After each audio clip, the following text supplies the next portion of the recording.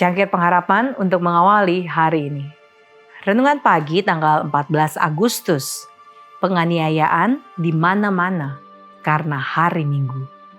Matius 5 ayat 10 berfirman, "Berbahagialah orang yang dianiaya oleh sebab kebenaran, karena merekalah yang empunya kerajaan surga." Sepanjang tahun 1880-an, penerapan undang-undang hari Minggu mendatangkan penganiayaan semakin kuat dan meluas. Masalah ini terjadi dengan cara yang dahsyat di California pada tahun 1882. Ketika hari Minggu menjadi isu utama dalam pemilihan umum negara bagian. Konsekuensinya menimpa orang Advent ketika pemerintah setempat menangkap W.C. White karena menjalankan operasional Pacific Press pada hari Minggu.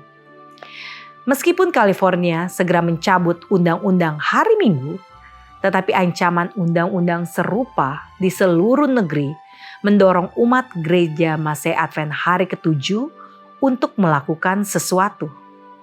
Mungkin langkah terpenting yang mereka lakukan adalah mendirikan apa yang kemudian menjadi American Sentinel of Religious Liberty, penjaga kebebasan beragama Amerika yang sekarang disebut Liberty.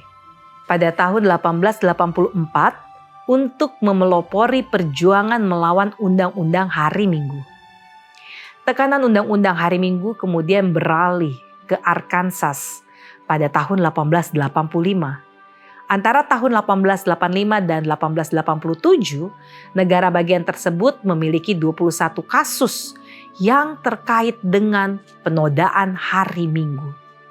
Hanya 2 kasus diantaranya yang tidak melibatkan para pemelihara Sabat. Bahkan pihak berwenang kemudian membebaskan 2 terdakwa tersebut tanpa jaminan, lalu menghentikan kasus mereka. Namun bagi para penganut Advent, mereka harus membayar jaminan berkisar antara $110 Amerika Serikat hingga $500 Amerika Serikat per orang.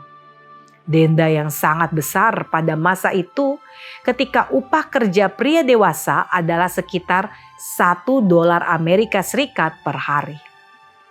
A.T. Jones menyimpulkan bahwa tidak ada bukti yang lebih jelas selain bahwa undang-undang tersebut hanya digunakan sebagai sarana untuk melampiaskan kebencian agama terhadap sekelompok warga negara yang tidak bersalah atas kejahatan apapun.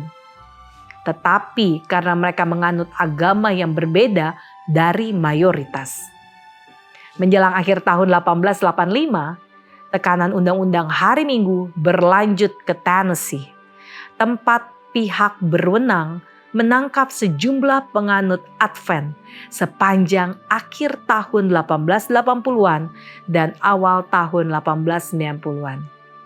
Beberapa, termasuk pendeta, dihukum dengan cara yang biasa dilakukan bagi anggota jaringan penjahat. Semangat penafsiran kaum Advent meningkat pada tahun 1888 ketika Kardinal Katolik Roma James Gibbons bergandengan tangan dengan kaum Protestan dalam mendukung petisi kepada Kongres untuk mengesahkan undang-undang hari Minggu secara nasional. Kaum Protestan lebih dari bersedia menerima bantuan tersebut.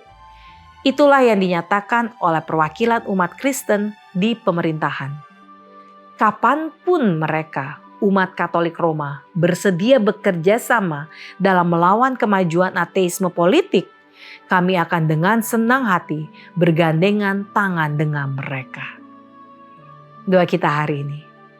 Kebebasan beragama adalah anugerah yang sangat berharga.